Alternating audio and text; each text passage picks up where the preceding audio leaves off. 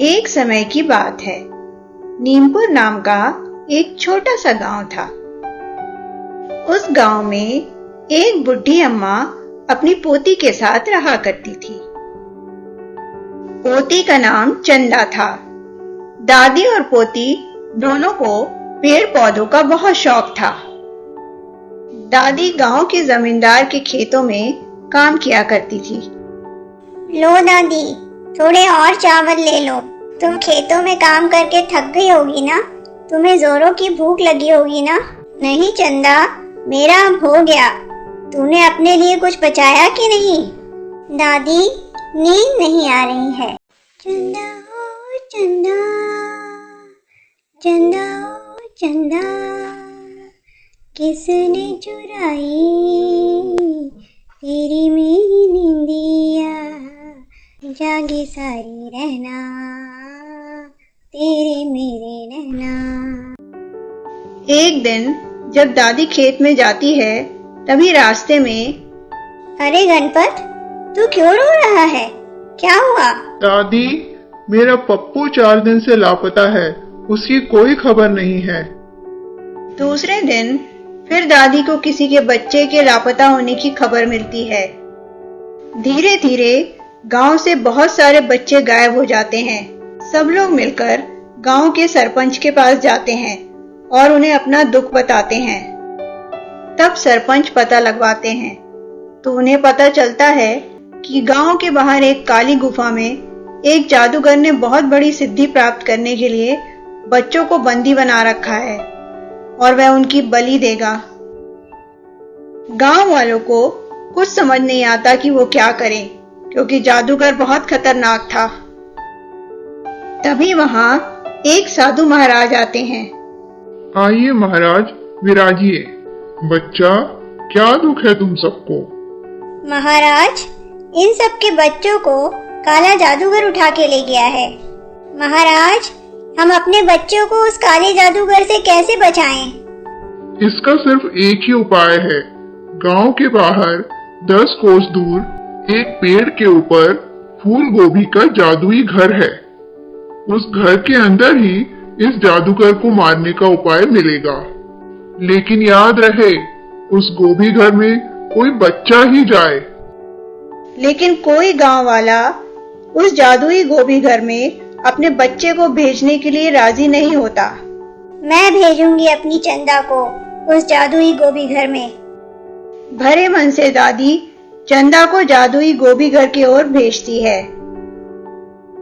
10 कोस जाने पर जैसे ही चंदा एक नदी के पास पहुंचती है, वहां एक पेड़ पर जादुई गोभी का घर प्रकट होता है। चंदा सीढ़ियों से चढ़कर घर के अंदर आ जाती है।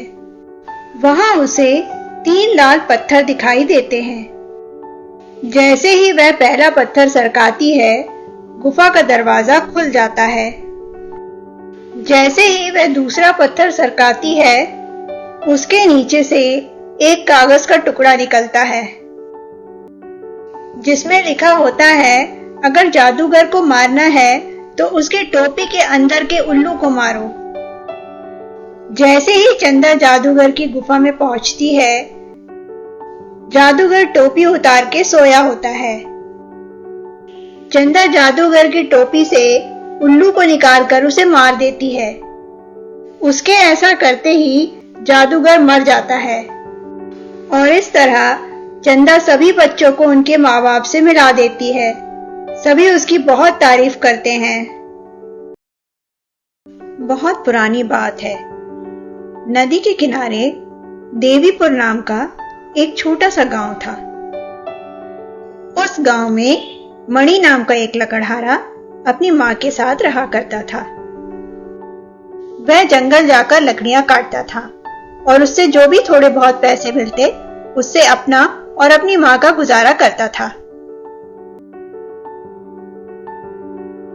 माँ, ये ले थोड़ी बची हुई लकड़ियां, इससे तू चूल्हा जला लेना। बाकी के मैं बाजार में बेच आया हूँ। दोनों रूखा सूखा खाकर किसी तरह अपना जीवन व्यतीत कर रहे थे।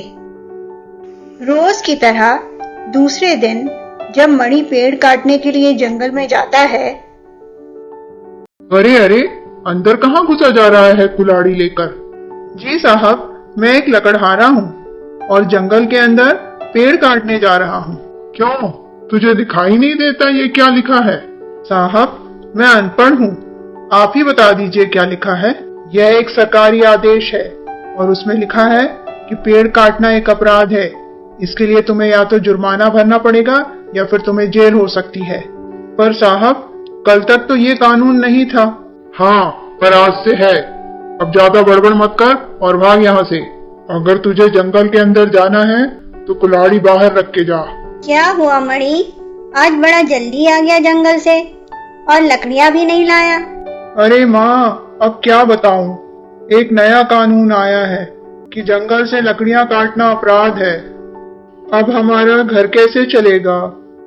मणि बहुत कोशिश करता है पर गांव में उसे कोई दूसरा काम नहीं मिलता।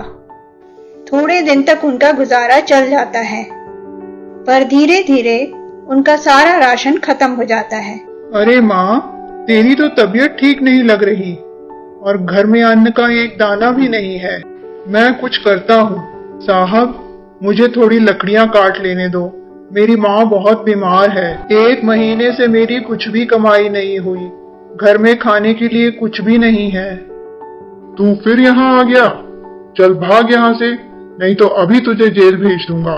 ठीक है साहब, तो मैं कुल्हाड़ी यहीं छोड़कर जंगल के अंदर चला जाता हूँ। मणि वही कुल्हाड़ी छोड़कर जंगल के अंदर चला जाता है।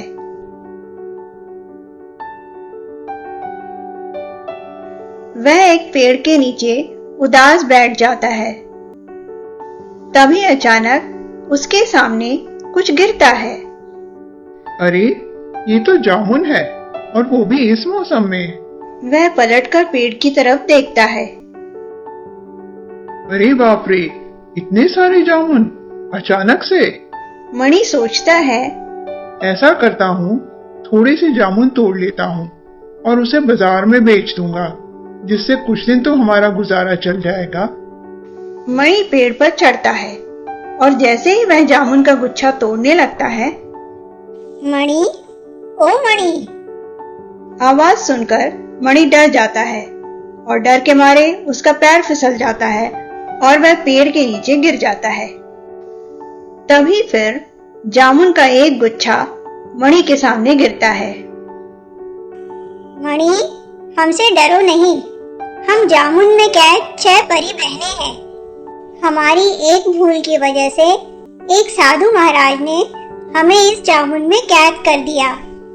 क्या तुम हमारी मदद करोगे? भला मैं आपकी क्या मदद कर सकता हूँ?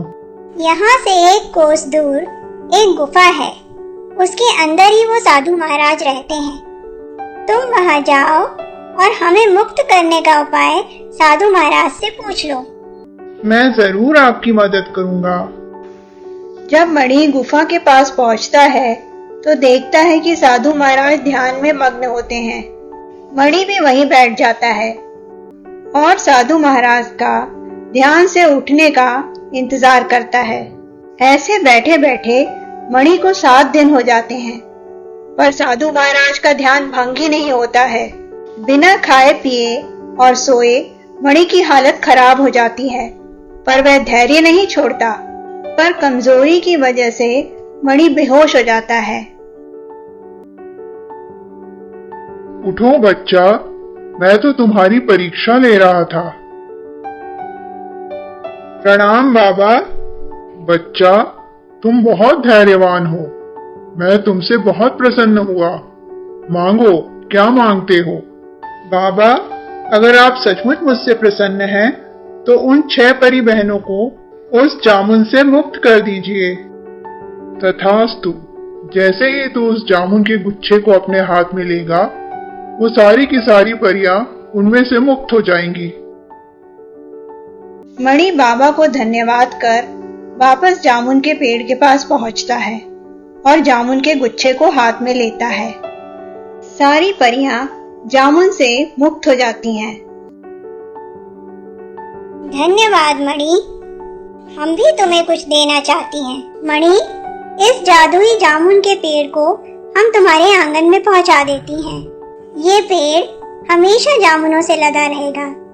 तुम जितना भी जामुन तोड़ोगे उसकी जगह दूसरे जामुन आ जाएंगे।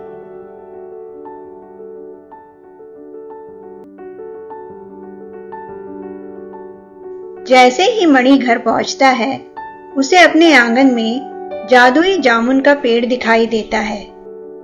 मणि, देख तो जरा, ये हमारे आंगन में अचानक से जामुन का पेड़ कैसे आ गया? और जैसे ही मैंने इसमें से जामुन का एक गुच्छा तोड़ा, उसकी जगह दूसरा गुच्छा आ गया। क्योंकि माँ, ये एक जादुई जामुन का पेड़ है। धीरे धीरे मणि जामुन बेचकर बहुत से पैसे कमा लेता है और उसी जगह अपना एक दूसरा बड़ा घर बना लेता है और दोनों खुशी खुशी रहने लगते हैं। नमस्ते दोस्तों, मेरा नाम है सोनिया। कहानियाँ हमारे जीवन का आईना होती हैं, जिससे हम बहुत कुछ अच्छा सीख सकते हैं। अगर आपको मेरे चैनल माय टेल टून की कोई भी कहानियाँ अच्छी लगती हैं, तो प्लीज प्लीज प्लीज मेरे चैनल को जरूर सब्सक्राइब करें। और भी बहुत अच्छी कहानियाँ मिलेंगी आगे। धन्यवाद।